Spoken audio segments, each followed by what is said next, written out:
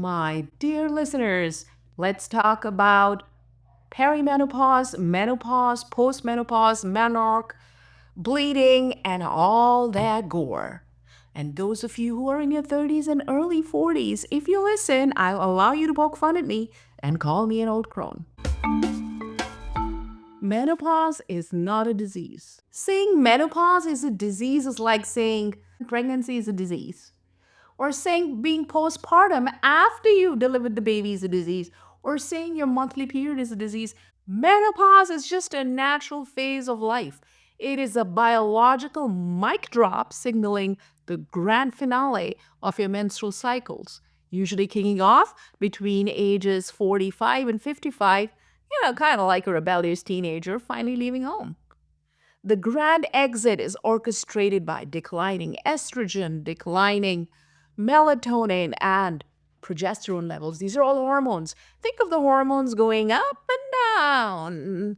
And as they go up and down, our poor ovaries and uterus, the yoni gets all confused. What is happening? What happened to my estrogen?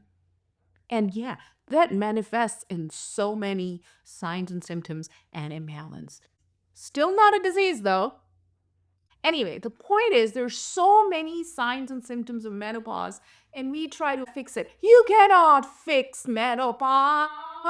We cannot fix menopause. Menopause is not a disease. We address this transitional symptoms. First thing first, remember, yes, you're getting old. Yes, you're going to have wrinkles. Yes, if you're married or you have a partner, that person is also getting old. Accept you're aging gracefully. And then, yes, address by taking things that balance you. What balances you may not be the same thing that balances your labor, you know? So, yes, we want to address the imbalance, but it's not a disease. The Western world seems to think once a woman's in her 40s, late 40s, or has hit 50 or in her 50s, she's suddenly become an old crone.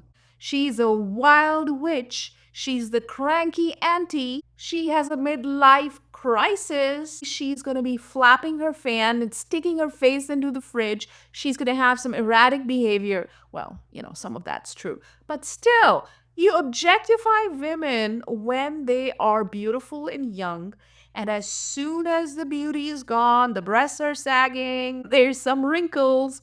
Oh, this is what you do? Oh, you society. Oh, pretty much anything that's happening to you, it is due to that hormonal imbalance. In Ayurveda, they have a much classier name for it. It's called Rajona Vrittikala, like end of the reign. Queen's reign has ended. Whew. So basically, the problem is Vata and Pitta. Vata causes the hormone disturbance and Pitta manifests it. Vata signals it and Pitta actually does it. So, yeah, basically the hormones go rogue and Vata and Pitta are to be blamed, but it's not a pathological condition.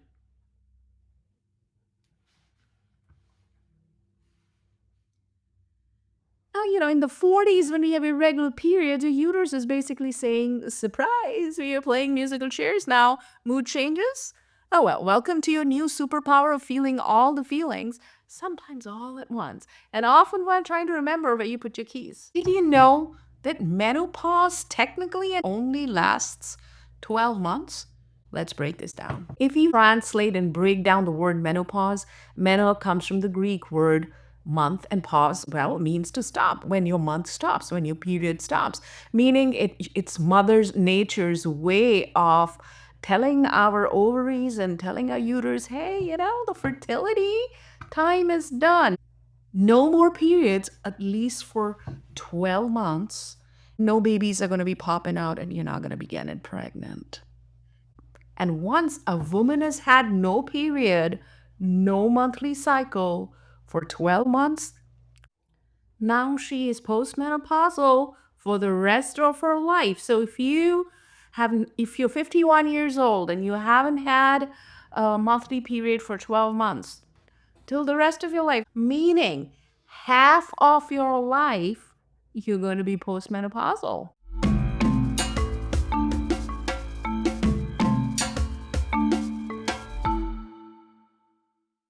So some of the symptoms of menopause that you already know, that starts in your 40s. For some women, it starts in their 30s. You guys all know about feeling hot. You hate everybody. You get irritated pretty easily. But there are so many other symptoms besides the mood swings or lack of sleep or having a cloudy mind. Let's kind of go through the list. Pretty much, if you're in your 40s and anything is wrong or anything feels imbalanced, unless, you went and smacked your hand against a wall or something and that's why your arm is aching, just remember the reduced estrogen hormone production, the reduced melatonin, the hormonal imbalance is causing everything. And if it's not causing everything, it is exacerbating what is already there. So whether a person has irregular menstruation, oh, it's very heavy, longer PMS, backache, headache, PMS lasting 4 days, general body aches, somewhere feels numb, you get tired easily, thyroid issues, you have low throat energy, communication, feeling a little anxiety, depressed, and not feeling taste, not enjoying the foods that you used to enjoy before, not enjoying the activities you enjoyed before, and yeah, looking at the mirror and not liking what you see, sweating a lot, and kind of feeling nervous, maybe feeling a little bit of lack of confidence, digestion, gut health. Oh my God, such a problem. Yeah, things that would not have stressed you out in your 20s and 30s are stressing you now. Breast tenderness. And of course, in Ayurveda, if you're a Vata woman, all of those symptoms plus whatever health issue you may or may not have, or any imbalance you may or may not have, it'll all get worse. Libido, for instance. A Pitta woman will have a less libido. Vata is going to, very dry vagina, dry libido. And, for by kapha women, they might have licorrhea or white discharge, urinary urgency, urinary leakage. Oh my God. Did we talk about mood swings, anxiety, irritability? We did. We did. What about falling of hair? Hair fall, graying of hair, either dry skin, joint pain. And you know what? Pain in the shoulder. And you go for a yoga class, you get sore a lot faster. Unless you've been doing it for a long time. Oh, yeah. Let's not forget the weight gain and you just metabolic sluggishness, fatigue. Oh my God, so much fatigue. It's not even funny. Then there's some other things that happen, and there's some other lesser known facts as well. Some symptoms that have been identified in the last decade. Oh, goodness. Are you going to like this one? Your mouth feels it's on fire, like a sensation of burning and tenderness and like a tingling to the mouth. Why? Because of all that heat in the mucosal tissue. In fact, there was a research done, and this is an article from Medical News today in 2025, that they said that, yeah, a lot of women have a burning sensation in the mouth. And it's discomfort. Again, yeah, it is linked to decline in estrogen. Then, especially if you're a Vata woman, ringing in the ears, allergies. So, you know, if you were in your 20s, you had some mild allergies, seasonal allergies, they just seem to get worse as because why? As the estrogen declines, the histamine levels go up. And when the histamine levels go up, yeah, worse allergic reactions. So, yeah, that's a surprising addition. Again, this was noted in Medical News today. Of course, the hot flashes can start in the 40s, the night sweats, but how hot depends on the woman and where they live and what they're eating. If you're a pitta woman, you're a fiery woman and you're having salsa and hot peppers and you're doing hot yoga, bad, bad, bad, bad. Your vasomotor symptoms are gonna go crazy. But if it's a vata or a kapha woman, who feels cold, they might not get as hot as the other. But these hot flashes, even if after a woman has become post-menopausal, they persist into this from the 50s, 60s. Yeah, you got to do something about them. And then there is the UTIs.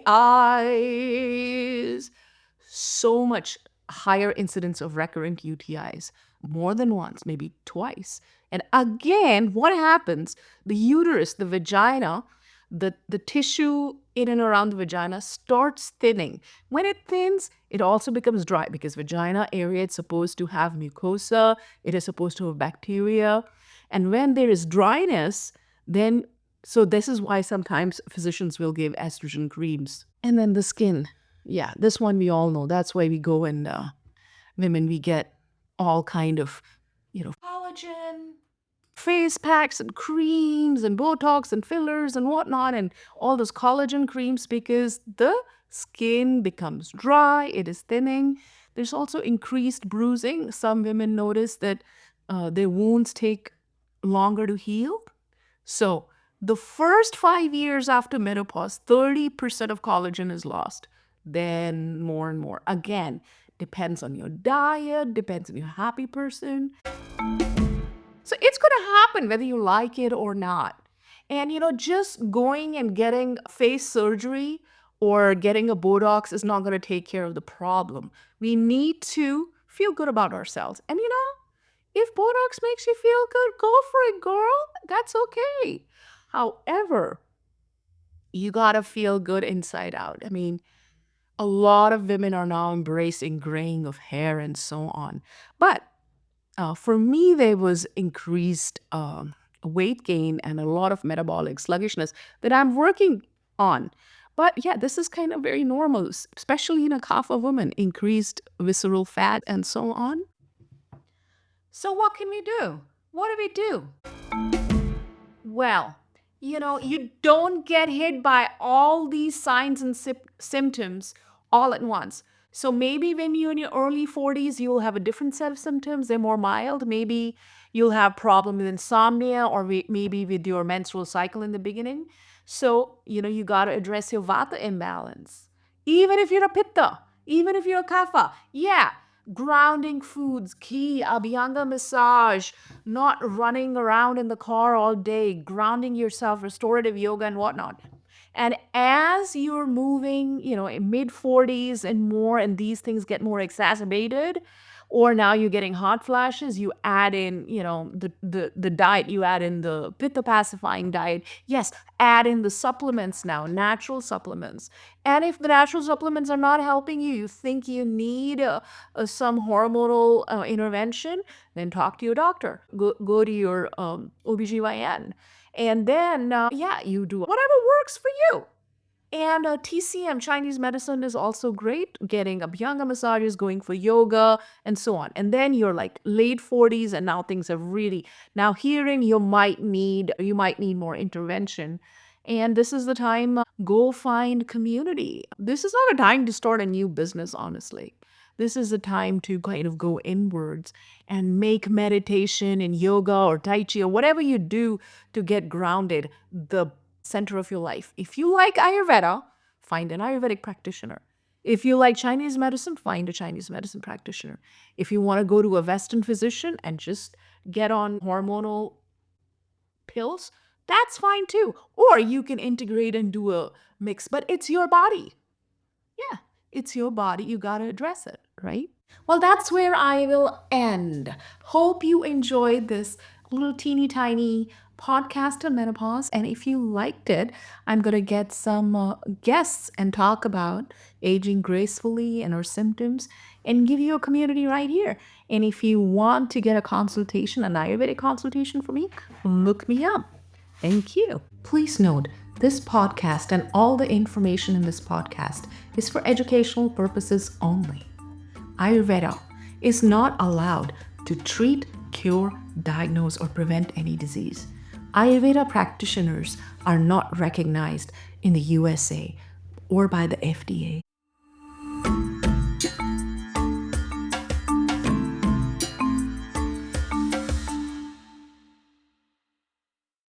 Post-menopause.